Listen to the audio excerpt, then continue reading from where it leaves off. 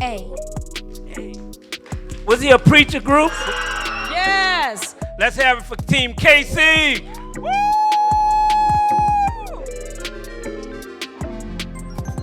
All right. We said it's true.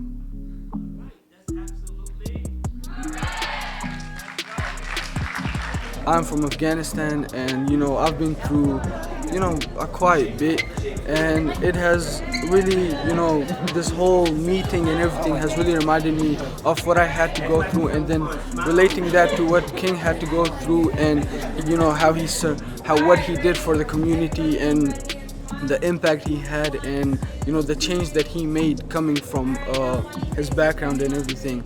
It really inspired me that I could make a change too. What was the scariest experience with Martin Luther King? We were in a car in Grenada, Mississippi.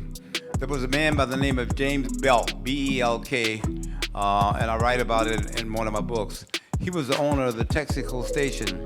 Oz was driving the car, and James Belk was the gas station owner, was pumping gas, and he saw Dr. King sitting in the car, and he stopped pumping gas. He pulled out a pistol and walked up to the car and put it right on Martin Luther King Jr.'s temple, and we all froze.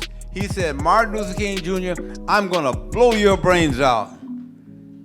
Dr. King turned to him with a smile and said, "Brother, I love you." And that pistol came down, he put it in his pocket, and he went back to pumping gas. The power of Martin Luther. He was not afraid. Dr. King was not afraid. We were always afraid for him, but he himself was never afraid.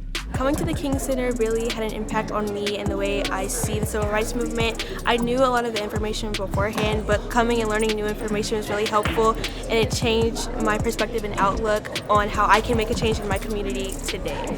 So the key with Mrs. King is to understand the breadth of her life, right? And then to I break it down into 4 phases when I'm teaching my students, starting in her childhood, the philosophy of forgiveness, but also pacifism. She's introduced to that early in her life, right? And then when she gets to college, it matures, right? She's introduced to Quakerism and a lot of other stuff, and then she gets with Dr. King, and that's another phase of her life. And then after he passes, you have the latter 40 years of her life. So I think when it comes to the teaching Coretta Scott King, the thing is just to start, but particularly for students, I would recommend to all teachers that you have your students read as mandatory literature Why I Came to College by Coretta Scott King. Did you go to Martin Luther King's I Have a Dream speech in Washington, D.C., and how was it like? Yes, I was there. It was amazing. I called it, as I looked out at that massive crowd, I called it a sea of people.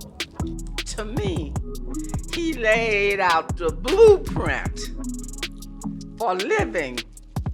And if you have not read that speech, you have not heard it, do so.